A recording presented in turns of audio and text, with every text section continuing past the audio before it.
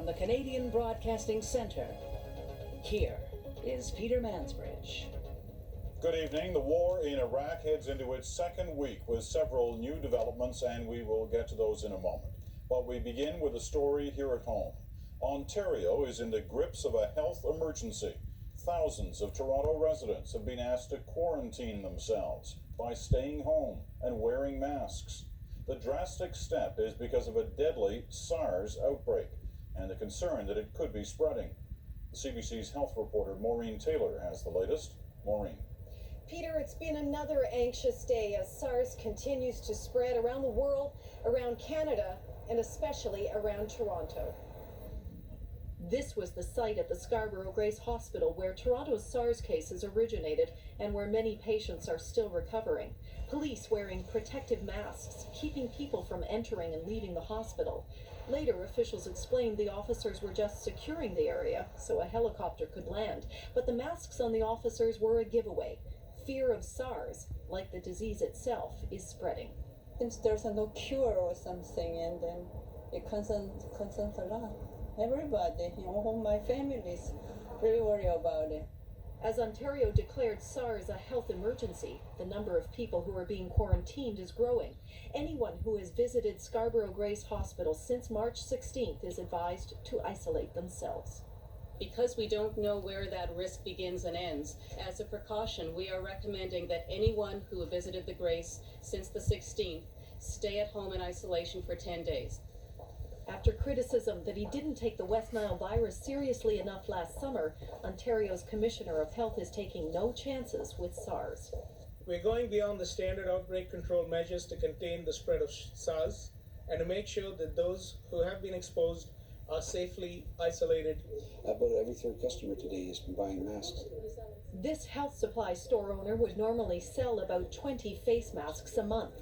He sold more than 100,000 in a week and a half. We've got another 50,000 being delivered, 50,000 masks being delivered tomorrow. Health officials continue to stress that SARS seems to be spread only through close contact. That would mean an infected person would have to cough or sneeze large droplets of virus. The droplets spread about a meter or two. If another person is in that area and gets droplets on their hands, they might infect themselves by touching their eyes or mouth. In some cases, the fear is spawning wild rumors. This Scarborough restaurant owner had to take an ad out in the local Chinese paper after a rumor spread that one of his food handlers had SARS. Yesterday, Tuesday, the business dropped down 30%, and today down to 70%. Tonight, Saskatchewan is reporting its first suspected cases of SARS, and overseas, the World Health Organization is reporting many more cases from the province of Guangdong in China than Chinese authorities originally admitted to. So the worldwide totals now stand at more than 1,300 people infected and almost 50 dead. Peter? All right, Maureen, thank you. The CBC's health specialist, Maureen Taylor. Joining us now, Dr. Andrew Seymour. He's head of microbiology at Toronto's Sunnybrook and Women's College Health Sciences Centre. Dr. Seymour, today's announcement and some of those images are going to get a lot of people quite worried. There's going to be a degree of panic out there. Should there be?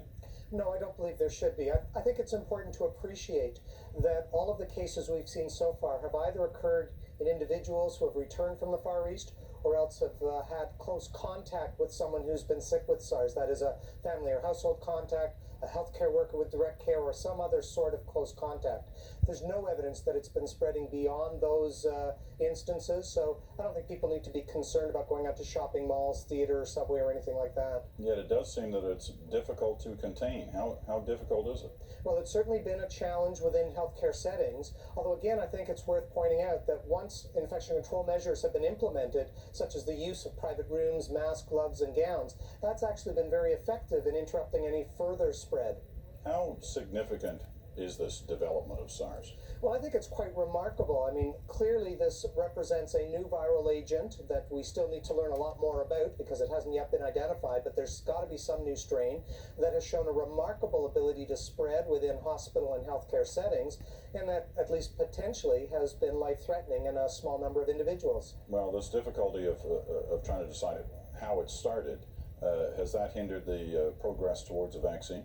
Oh, very definitely. I mean, until we know exactly what the virus is and have been better able to characterize it, it makes it tremendously challenging for us to make an accurate diagnosis, to determine what the best treatment is, and also what kind of preventative measures like a vaccine might be most effective.